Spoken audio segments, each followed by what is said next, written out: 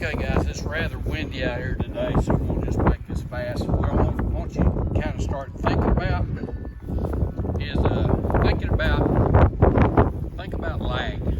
Okay, what's lag?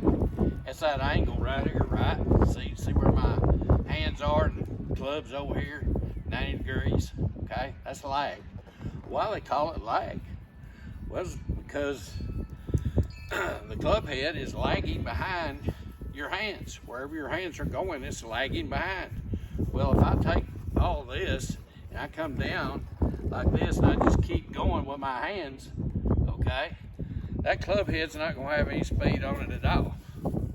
And it's going to be very difficult to hit the ball like that, okay? Now, another thing that you can do with lag, there's two things that you can do with lag, okay? One is you can take this lag and you can throw it at the ball, okay? That takes a lot of timing. A lot of people will throw it back here, okay? It'd be great if the ball was back here and we threw it. We did it every time, all right?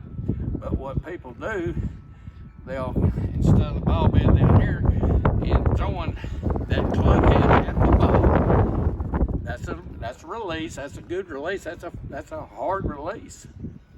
You know, I mean fast. And it takes a lot of time and tempo and rhythm to do that each and every swing. But you can do that. I wouldn't try to swing and throw the lag out back here, like with channel lock. You know, everybody's playing it off their back foot. If you try to do that, I mean, you're gonna hit the ball and it'll probably hit you in your shin or something on your lead shin. Okay. So that's one way of getting rid of this lag or this angle.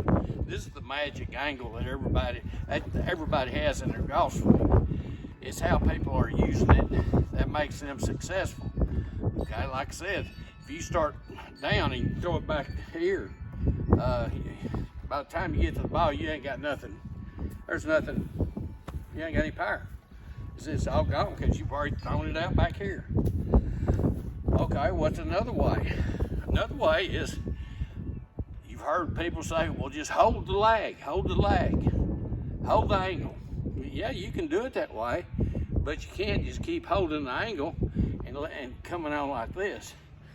What has got to happen is your hands your hands that are gripping on this club has got to be thrown this way, right beside you, okay, and hard, just like when you're throwing the club head at the ball with a throw release.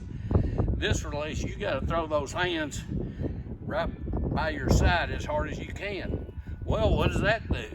Well, if I do that, I'm gonna do it in slow motion, and I'm gonna hold the angle, okay? And now then, I'm fixing to throw my hands this way. Look what it does to the club, okay? Look at what my sagittal plane and my coronal plane are doing on that type of release. My sagittal is pointing right at the target as my hands go around the corner, okay? And look what the club does. It doesn't keep going like this. It's whipping around like that, okay? So one of the releases is you're releasing the club head in this angle. You're throwing that club head at the ball, and the other one is you're throwing that handle behind or to the left side of you, or your lead side, and behind you, like that. I love that. Okay, that's a lot easier to do than this. Just hold it and then throw those hands as fast as you can right there, right beside you, and that club will come around with a bunch of speed. Okay? All right. Y'all go out and try that. That's just some common sense stuff to think about, okay? There's no one way of doing it. You can do it either way. It's just whatever makes sense to you. That's what you need to do. Talk to y'all later. Bye.